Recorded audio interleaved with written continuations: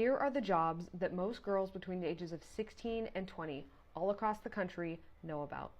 Parents of young adults between the ages of 16 and 20 hire me to design educational curriculums for them that do not require them to buy college degrees, but still get them really good jobs. This is anything from tech to trades.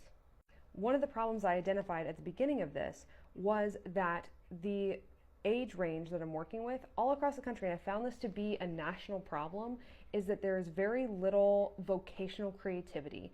They're always giving me the same jobs. There is a difference between the girls and the boys and which jobs they know of. The problem with that, and I'm going to show you a little excerpt from my book here, which we're working on right now. Ryan and I have been working and writing this book for literally months, almost a year now, and I wanted to show you this graphic if I can find it. Okay, sorry, that took me forever. So if your child only knows about a certain amount of jobs, that will be the menu that they can pick from. That makes sense, right? They can't pursue a job that they do not know exists. In policy and in practice, high schools are college pipelines, so they teach kids to pick from a college menu, but they also teach very few jobs. There is not a high level of vocational creativity in our public schools. So here are the top 7 jobs that the girls give me, and take note of how many of these jobs legally require them to purchase at least one college degree, if not more, in order to get into this profession. Teacher, number 1. Number 2, social worker. Number 3, psychologist. Number 4, nurse. Number 5, doctor. Number 6, interior designer. And number 7 is photographer. There are only 2 on this list that do not require college degrees. But for interior designer, I know that they're being told that they do, even though legally that is not the case.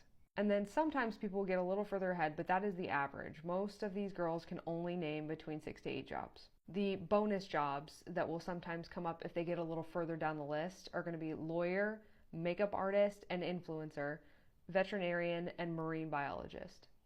Do you see how many of these jobs literally legally require them to buy college degrees to get them? That's another section in the book, is a legal requirements breakdown, so you can figure out if the job that your child wants to get legally requires them to buy a college degree, because you need to know that information. But yep, that is the list. It's pretty rough, because just for context, there are thousands of different types of jobs, and there are new types of jobs being created every single day.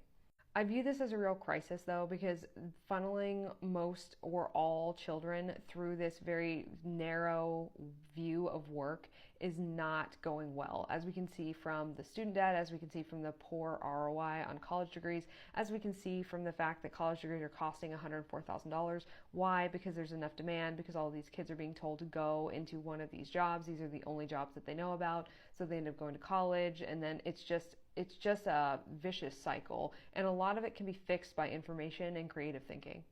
So a good exercise to do following up this, if you have a 16 to 20-year-old, sit down and ask them how many jobs they know of and see what they can tell you.